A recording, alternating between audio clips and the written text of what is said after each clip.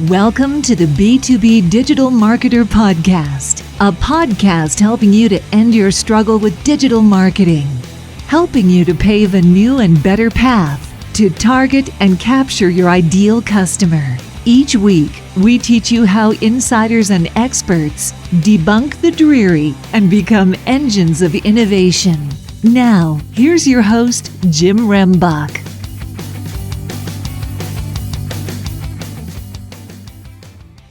Okay, B2B DM gang, I've got somebody on the show today now you need to hold on because she's just full of energy and she's going to provide us with a lot of insights about many of the projects that she's working on, both in client-based as well as an interesting community service project that we may want to talk about, because I think that also may have some benefit and impact when you start thinking about your own digital marketing activities.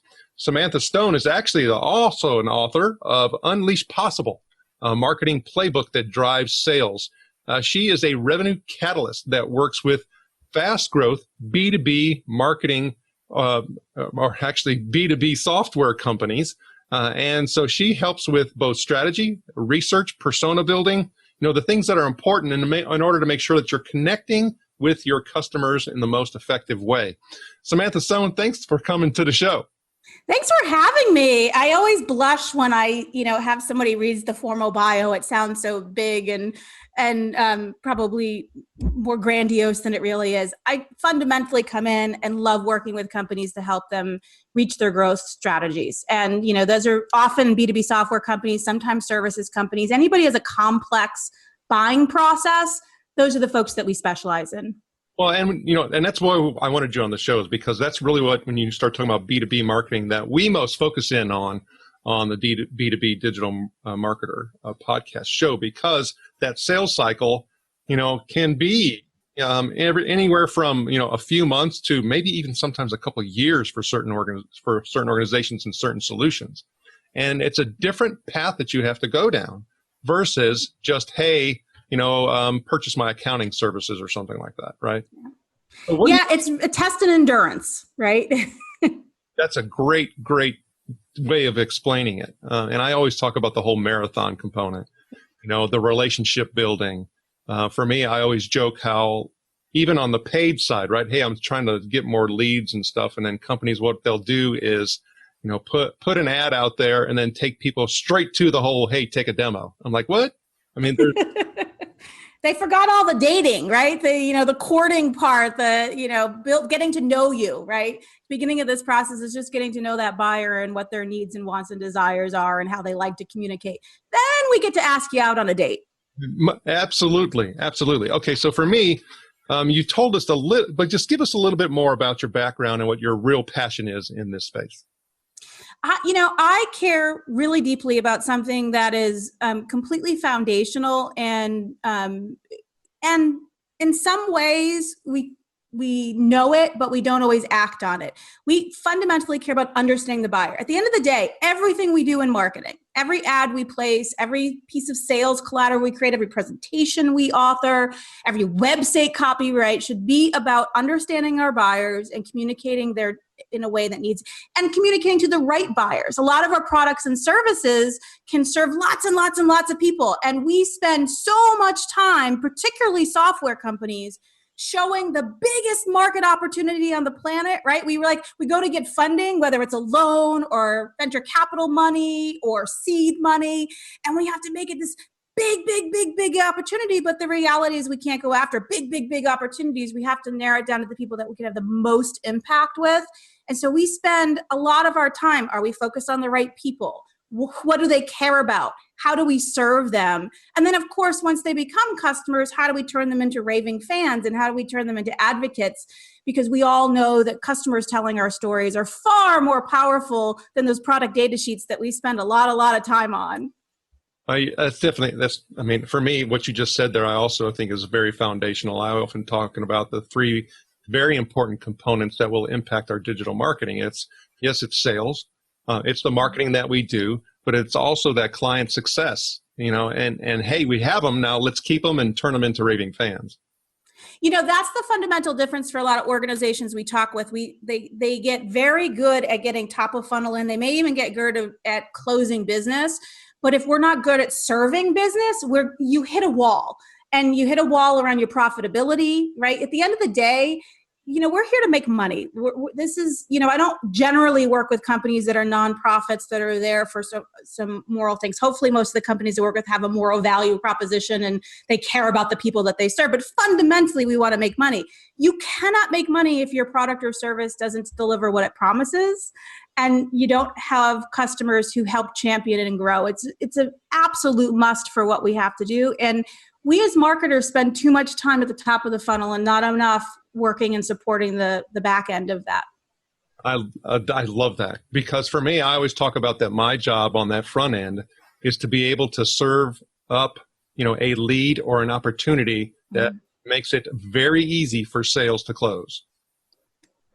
And it really is focusing in on that entire, hey, how do we date? How do we connect? How do we build rapport? How do we do it? That's what we have to really focus in on that front end. Absolutely. They have to understand what we do. We need to know who they are. And if we can deliver those things and help salespeople have engaged conversations and dialogue, really what we're trying to create is dialogue, not a lead. I know lead is a term we need to use because that's how our systems track things and they're valuable, but I'm not looking to create a lead. I'm looking to create a dialogue with people who can use our product or service. And that is a very different way of thinking. And I know, Jim, that you think this way, and I know lots of people do, but it's been a long, hard challenge to bring sort of our industry along to thinking this way. And I'm pleased to start seeing more and more signs of it. We have a long way to go, and this isn't easy, but I'm reassured as I start to see the rise of things like account-based marketing and the better integration of sales and marketing. And those things are really, really important to our customers. They care a lot about it.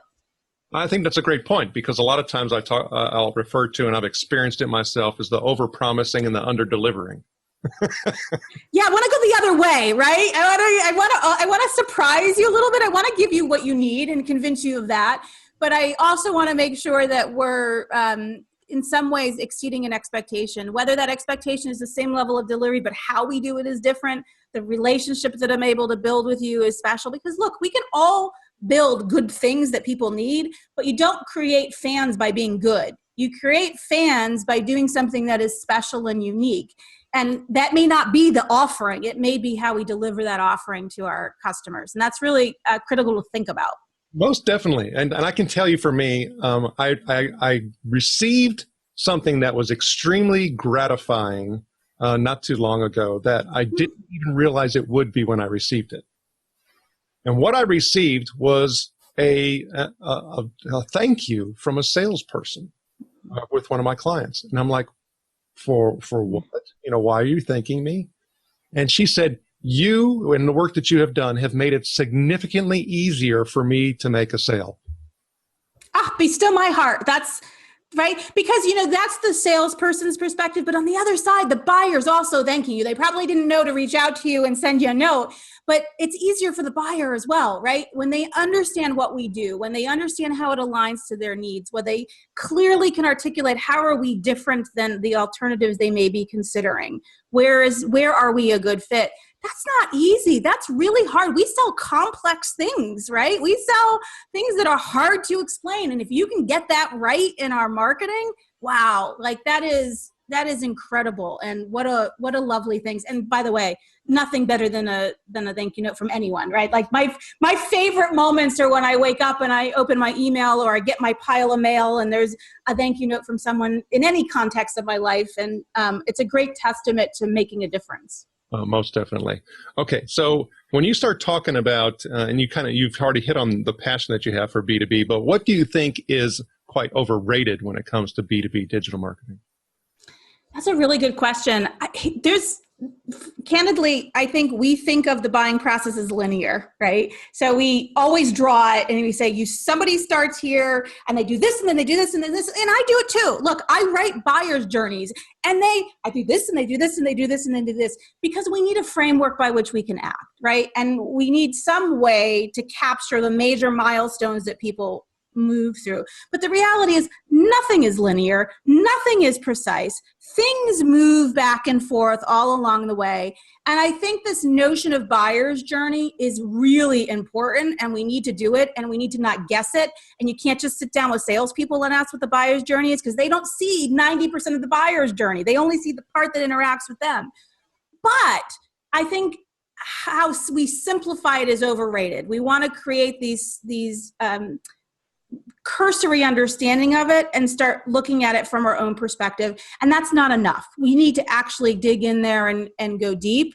And we need to do the hard work of understanding all the stuff the buyers do that does not include me. They're not visiting my website. They're not talking to a salesperson. They're not reading my literature. They're having conversations. They're building requirements documents. They're debating with their boss about how much they can spend, right? All those things that our buyers do, prioritizing this over the 50 other things on their to-do list. And we need to do a better job of being empathetic to that and trying to serve those other things as much as we can. And what you just said right there to me is the biggest friction point that I often find is that, hey, you're number one priority if you're sales, right? You have to make that sale. However, you're not theirs. Yes.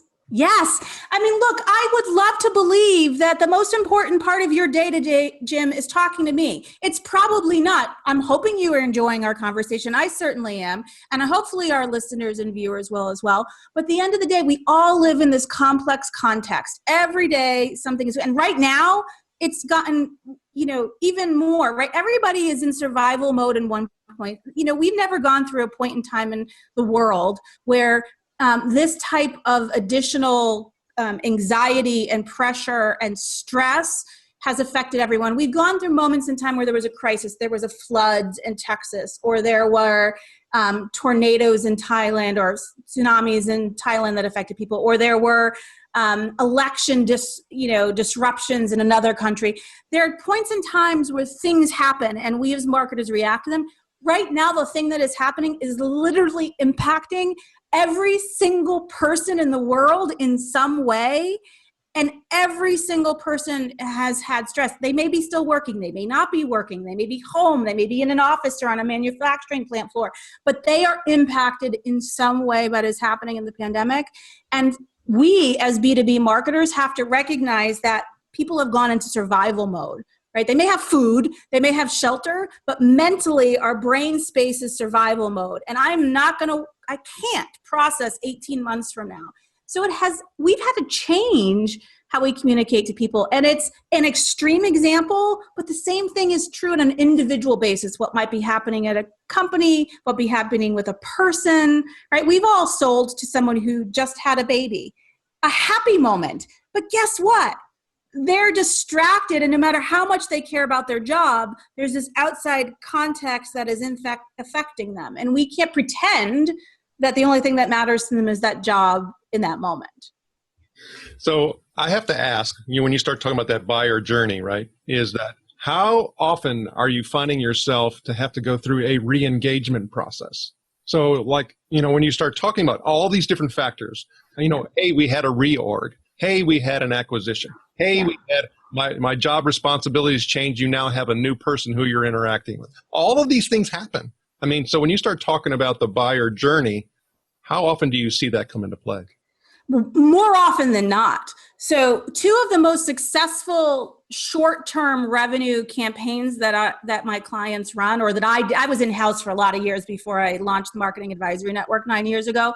2 of the most successful campaigns that consistently perform to drive short-term revenue boosts, it's not necessarily as a closed loss campaign. People that we actually lost to, whether they bought someone else or they didn't buy anything, and we considered them out of our pipeline. And pipeline acceleration programs that look at people who might be stalled in a particular stage and try and move them forward. Something has happened in both of those instances where we have lost some level of engagement with folks. And so always there is, in these complex buying processes where multiple people are making a decision, we've got to re-engage, and we have to build strategies into our marketing that is constantly re-engaging. And re-engaging, by the way, isn't just marketing. How do we help support sales in their re-engagement? How do we help customers, account management re-engage? How do we re-engage with our executives? In what ways? Sometimes it's engaging because we're not at physical events right now, but under normal circumstances, we would be. So sometimes an engagement isn't about us, sending about when we're at a physical event, how do we re-engage the people we lost touch with that also happen to be there, right? So how do we create opportunities for people to say yes to talking with us and dialoguing with us? And that's absolutely critical to supporting long buying processes that take months, weeks, sometimes, to your point, Jim, years. Most definitely. So I think when you start talking about everything that is so chaotic at the moment, there are opportunities for some, stability, consistency that are going to add value. So when you start looking at, I'm here right now today, and I call this our new reality. I mean, I'm sorry, we're going to have many cycles closer and closer to the things that we're experiencing right now. It's not, I think if you go back to the H1N1, that was a few years ago, you had the Ebola issue that was, and so what's going to start happening is these events are going to happen more often. We're getting more, globalized. I mean, we're interacting more as an entire species. We're doing all kinds of other things as far as even creating radicals that may be infusing some things. I mean, there's just a whole lot, and that's not even getting into the whole natural disaster thing. So it's our new reality. But there's opportunities for us to stand out. And I talk about, hey, what can I do in order to be a disruptor? So in your mind, what do you think a B2B digital marketer can do right now to maybe disrupt things and stand out? One of the important things we have to do is figure out what we stand for. There's a lot going on. We haven't even talked about in America the call for racial justice and getting rid of racism and the rise of the Me Too movement and all of these things, right? So I've been talking about the pandemic and how sort of health crisis affects things. We talked a little bit about natural disasters can have a similar impact, but we also have these social movements that are happening. Every company doesn't need to have something to say about a social movement, but every company does need to understand what it stands for. And every company needs to live those values. So for me, sure, there's parts of marketing that are disrupting people, right? I need to get in front of people so they see my message, and we've got to be sensitive about how and where and why we do that.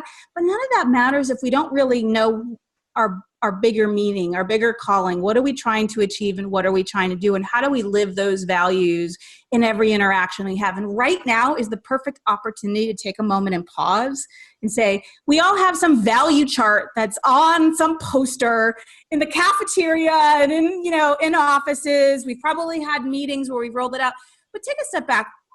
What do they really mean to us? And how do we really interact with that? And how do we take a moment to be real? One of the things that I hope stays after everything that we've been going through right now is customers are, in fact, more empathetic to businesses as well. They actually want to help businesses survive and thrive. They understand that we might not be able to deliver an overnight delivery of something like we did before. They know that they might have to leave a voicemail instead of a live person picking up a phone for a customer support question, because they know that when they talk to somebody, they might have little kids running around in the background or dogs barking or whatever is going on. And so empathy goes both ways. Empathy goes to our customers, and we as marketers, myself included, spend almost all of our time talking about that. But you've won when your customers and your buyers and your community are empathetic to you.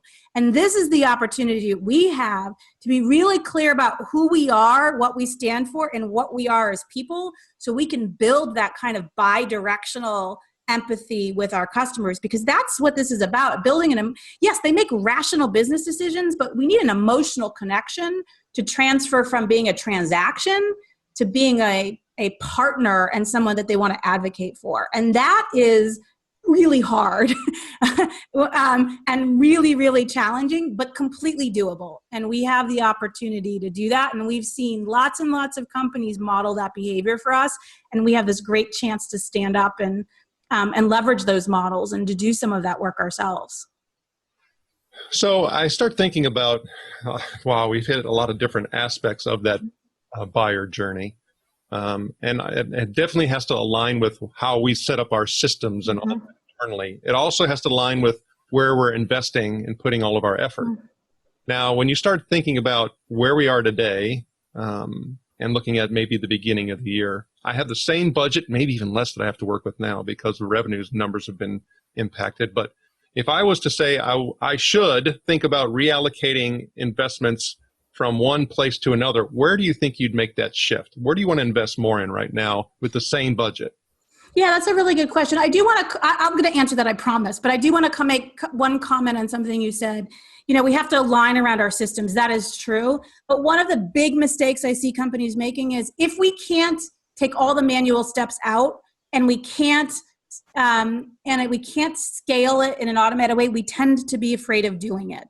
There are things that are worth doing that require manual intervention, that are imperfect, the system can't do for us, particularly in these complex sales processes. And we have entire groups of people called salespeople to actually execute those manual steps for us. And we as marketers need to do a better job of being okay with not being able to scale something and being okay with something being manual, because that's how we build connections. So having said that, you know, look, physical events are not going to happen for the rest of the year. So whatever money we were spending on them, we have the opportunity to think about how can I create a better digital experience for someone.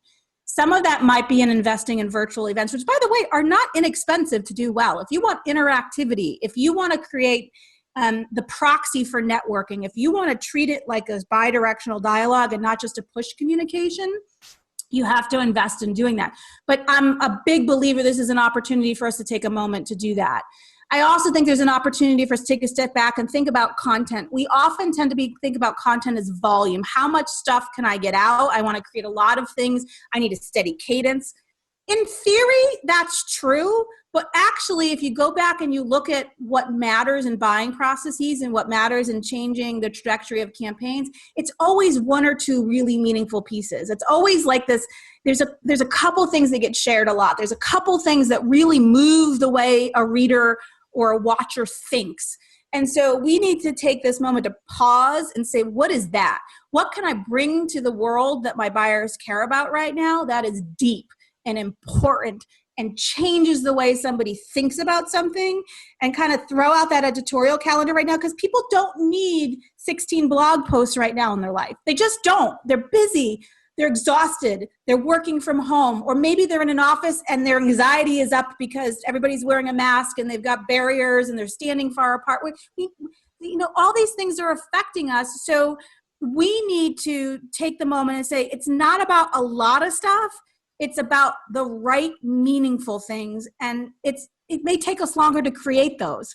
It may be something we can't whip out quickly. That's okay. Now, just so listeners don't get confused, I'm not advocating stopping short form things. I'm not saying don't have some cadence. I'm just saying this is a perfect moment in time to pause and really think about where you can make a significant and meaningful difference for your community. You know, as you were saying that, I find oftentimes what happens is people move on to the next thing. And what I mean by that is, so if I'm talking about just the blog post example, I take and I do that blog post, I move on to the next thing. And we don't think about chunking. And so it's like, hey, I had something, it was very impactful. Instead, I need to think about repurposing, and that creates all those little micro, type of content components and elements, but it's going back to that piece that was impactful. So I find that people oftentimes just spin their wheels creating content and getting into that, spiral of just cranking things out and not really seeing and taking advantage of the things that did have the impact. The biggest thing we could do is actually ask people their opinion before we publish something. So I'm not talking about a small blog post or a social post, but when you have a meaningful chunk of content that you're producing, I don't know about you, Jim, but I've been part of some pretty lengthy internal review cycles where we've sometimes have 8, 10, 15 people internally reviewing and providing input. I'm not writing for those people. So sure, I get that we have to have an internal workflow and a process, and some of those people, but we don't actually ask the people it's for. I don't care if you ask 2, go find 2 people that you're creating this content for and tell them, is this meaningful to you? Did it answer questions that are important to you? What's missing? Do you care? Like, just go, like even little samples of our actual buyers make a big difference on that piece of content's ability to actually have an impact. I love that you said that. One of the things I often find that I want to just say, but I can't, is when people do review something internally and they start giving you this feedback. And I want to say, you know what? I don't care about your opinion. I don't quite say I don't care, but I do often try and point out, well, we might be suffering from like least common denominator syndrome, right? Where like, that's not really the buyer's voice, right? I'm sure, Jim, you do the same thing. We get really good at the proxy for, it doesn't matter what you think. What matters is the person that we're writing this for.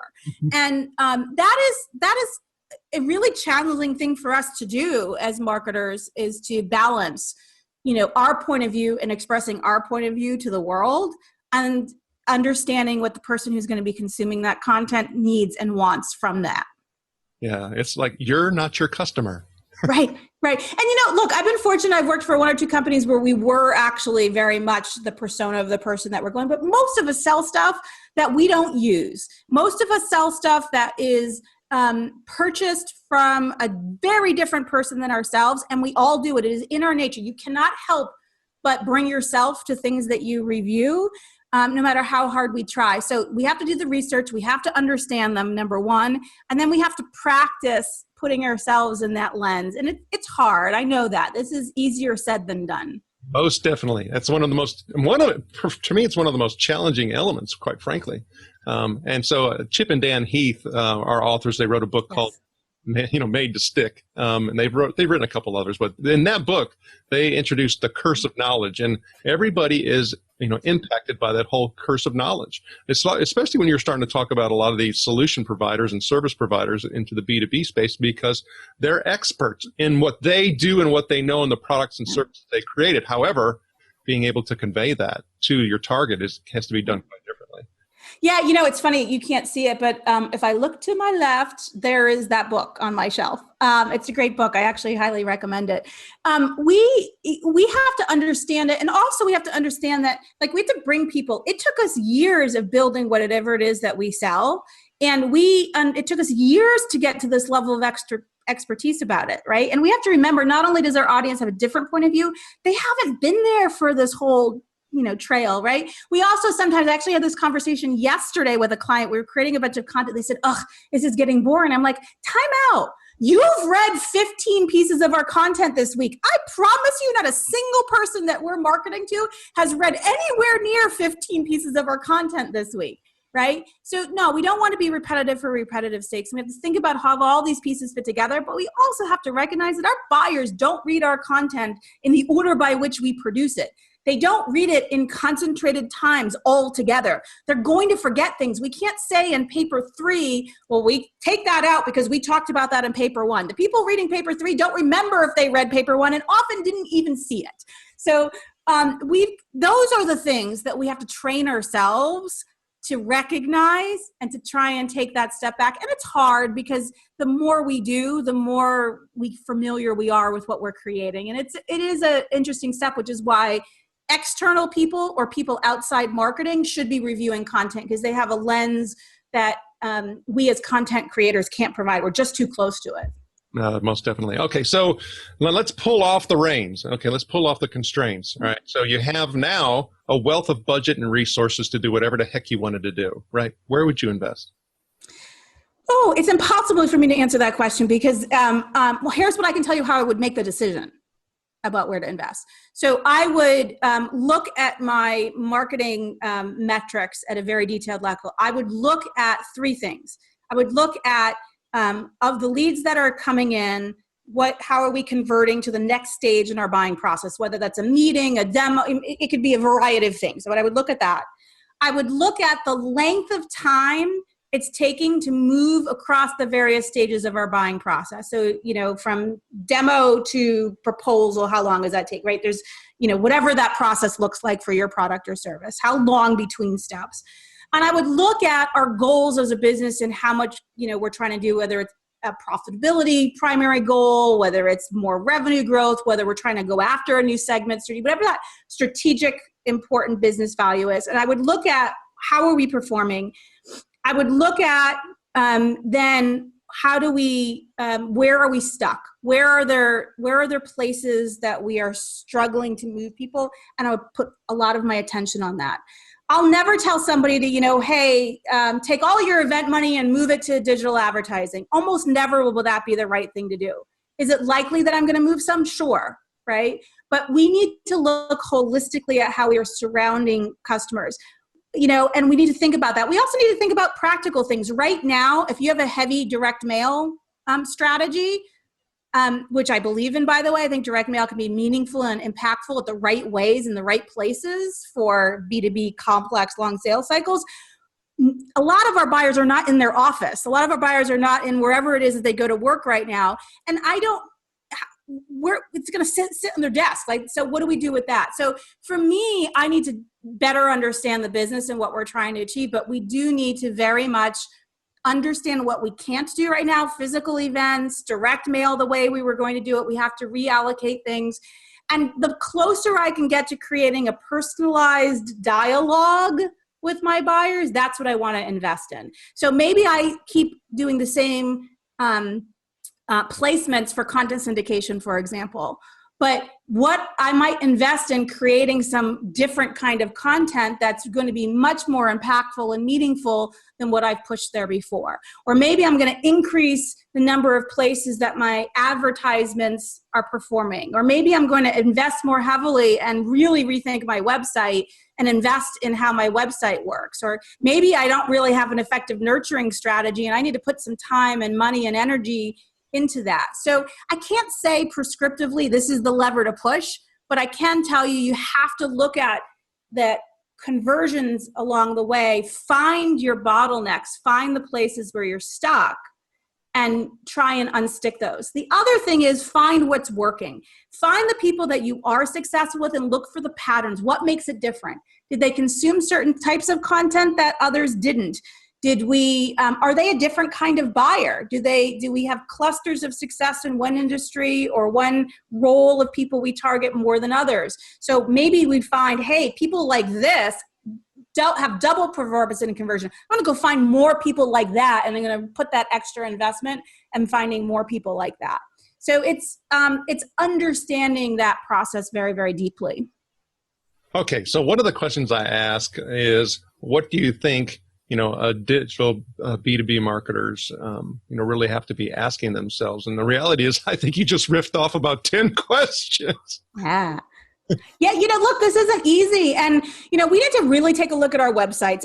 For the most part, B2B websites are pretty awful. They're beautiful these days, right? Because the technology that builds the infrastructure has been much, much better. They're rich in content because we all believe that it's rich in content. We're really lousy at creating dialogue. We throw a form up all day long in front of people. And I do believe in this conversational marketing. Like Drift is just one example of a company that enables it, but they did a really good job of saying, don't do forms, have conversations. And we really need to do better at that in the B2B world. We need to have interactivity. We need to have a way to engage people. Look, people learn in multiple ways. Some people are auditory, some people are visual, some people have to do, but we're still too much push and throw form, push and throw form, push and throw form. And I get it.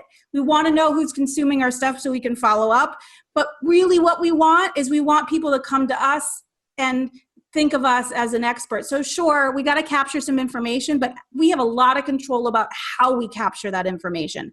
And we're not doing a good job. So if we could invest in technology and we can invest in infrastructure, to me, it would be about those places that we interact with those community and doing a much better job of making it feel like a relationship instead of putting up things that feel like barriers.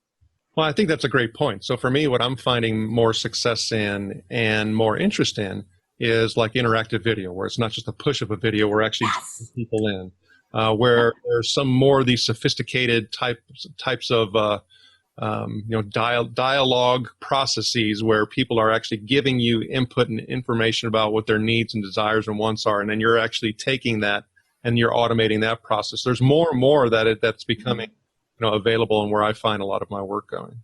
I'm a big fan of video. I'm also a big fan of things like this. Like, why don't you take a podcast or a video interview series or other things and talk to your buyers, right? Like, every touch we have doesn't have to be about us and selling something. We're just trying to build relationships with people. And if you've got a multi-month or multi-year sales cycle, you're going to have to talk about something other than yourself, right? Because we're going to get bored pretty quickly of just talking about what we do. So we've got to provide those opportunities for people to engage and be real with each other and be human and acknowledge where we are. I also think that we as B2B marketers don't use enough of things like review sites that are out there, right? There's these people who are talking about what their needs are. There's these rich opportunities to see what they're searching for. And we're not fully utilizing those mechanisms to try and find people that we can serve. And it's time for us to get a little bit more creative about that. And I get a little bit, again, it's not about scale. A lot of the reasons I actually did a research project where I interviewed a whole bunch of people about B2B review sites and as marketers and how they're using them and where they're not. And one of the problems that can be coming is it's not enough volume. The people that I meet are great, but I need 6 times as many. I'm like, why do you need 6 times? If these things convert at 10 times the rate of other things, I understand the desire to find things that are big, but we've got to stop always looking for that. How do I scale it and how do I automate it and find the ways to engage? And sometimes that's at small volume and sometimes that's with a manual step. That doesn't mean we can't scale and grow in other things, but we've got to find that balance better.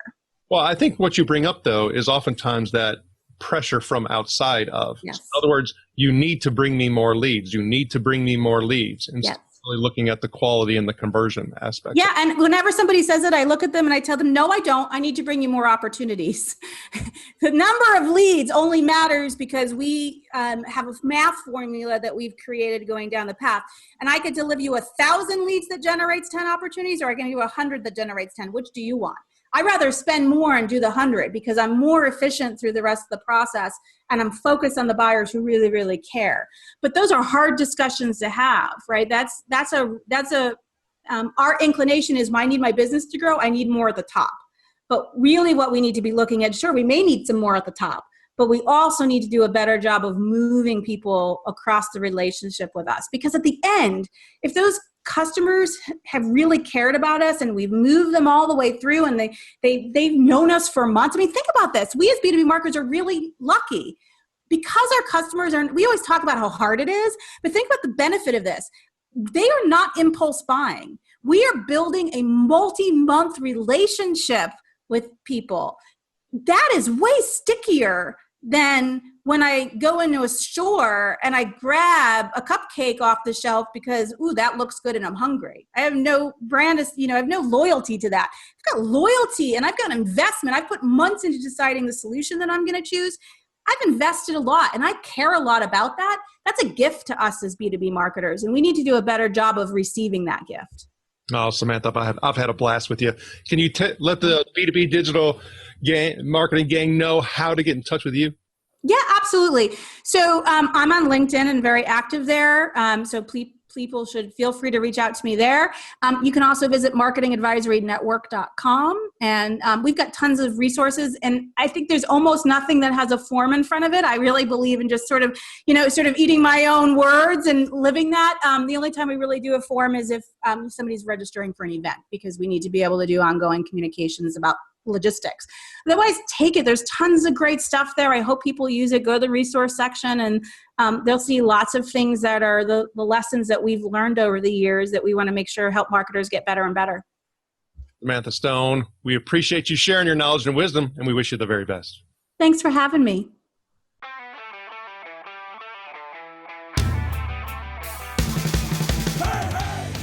Thank you for joining us. Go now to join the B2B DM gang in the B2B Marketer LinkedIn group, where you can connect with other B2B DM disruptors and get access to our B2B DM cheat sheets, checklist, and guides. While you're at it, if you found value in this show, please help by going to iTunes to rate, review, and subscribe.